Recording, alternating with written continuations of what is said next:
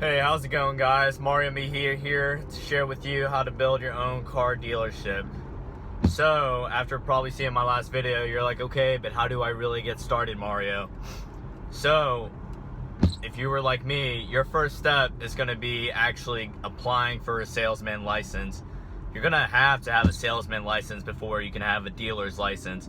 A dealer's license is what allows you to have the business, but a salesman license is what allows you to, what it says in the title, to be a salesperson for a car dealership. So what I had to do for that here in the state of Virginia was study the study guide that consisted of about 90 questions. And then after studying that, I had to go to the DMV. I paid what was a $50 fine, or not, $50 fee. And I took the exam. After I took the exam and passed, what they asked for me to do was go to the Virginia Dealer Board. And luckily for me, already being in Richmond, it was just across the street. I would think of it as being the same for almost every other state besides Virginia. But anyways, you go to the Virginia Dealer Board, and what they do there is they run a background check on your criminal record to make sure you're completely clean. Because if you have any kind of criminal record, any felonies, anything drug related, the Virginia Dealer Board is actually allowed to revoke your right to have the salesman license. So after getting all the clearance with that, I waited about 2 weeks to get my Virginia salesman license to come through into the mail.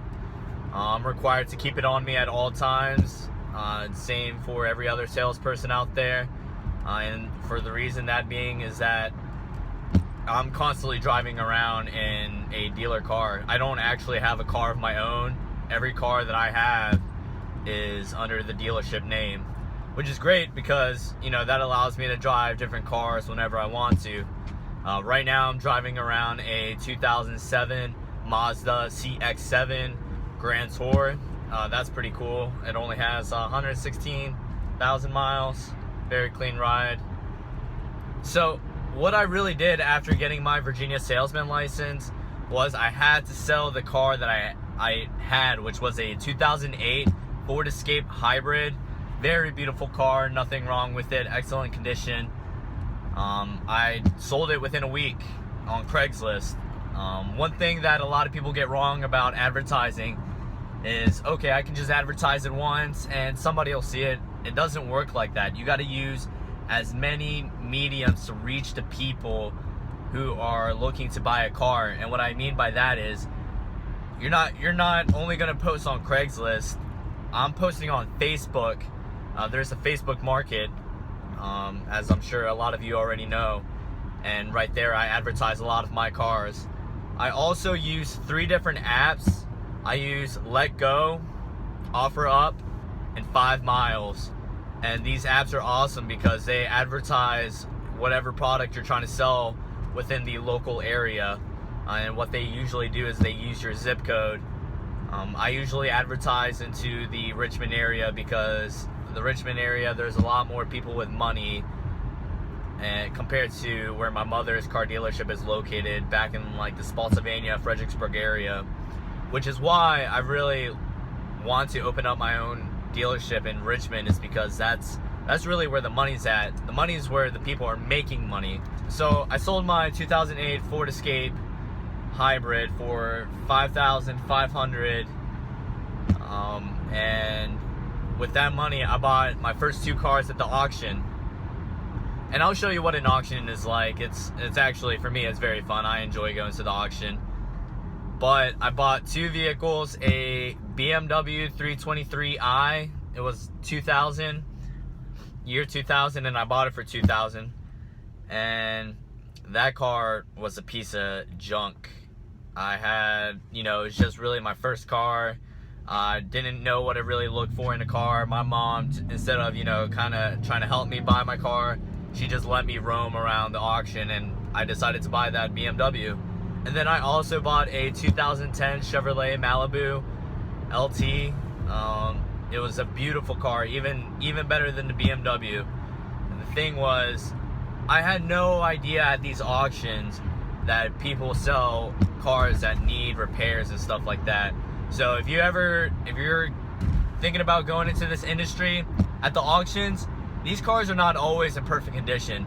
Sometimes you have to put your money into it, and that can be a problem because, you know, you're gonna either break even, lose money sometimes, but if you play smart, you'll definitely make that profit margin that you're looking for.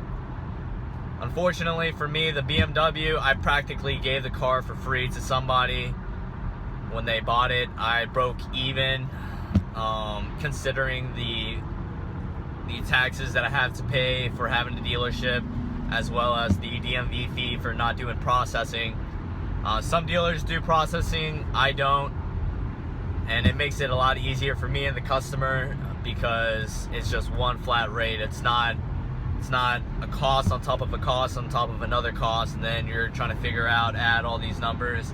No, I like to make it very simple for my customers, so I have one flat price, zero processing, and it makes everybody's lives easier. The Malibu, it took me an entire month to get the Malibu off of the lot, at just fixing it. After replacing the engine, we had to replace the body control module because my uncle left the hood up and it rained onto the computer, completely fried everything. That was another $700. And with my second car, I was feeling a bit discouraged. My first car, broke even. Second car, it took an entire month to get it off the lot, and I could not tell you how frustrated I was. Luckily, after a week that I repaired it, I sold the car, and I actually made a pretty good profit margin on that, which goes to show that sometimes, you know, the money's not like that. If you're looking to get rich right now, this is not for you. This is a process. It's a process of becoming wealthy. You're not going to become a millionaire overnight. I'm looking to make a lot of money, but at the same time, growth is slow, but it's one step at a time that you get to where you want to go to, right? You know, a lot of people, when they see me with all these different cars, they're like, oh man, you know, Mario is making a killing. The truth is, sometimes I'm losing money on some of these cars. Like with this car, the Mazda that I'm riding right now, I'm actually expecting to lose almost $1,000. This is a $1,000 mistake. What I did not know was how to buy my cars, you know, whether if I was paying too much. And that's another thing. I'll make a video for that, how to buy your car, what things to look for, how to know whether you're really going to be making money or not when you buy a car. And maybe I'll do that whenever I take you to the auction, you know, give you a show of everything that I look for in a car.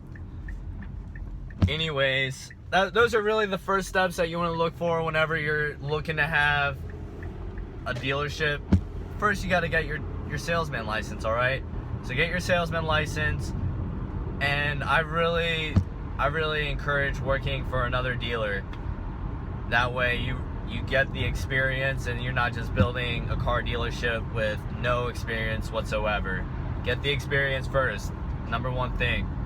And then after that, after several years of increasing your capital, you'll have enough money to build your own dealership.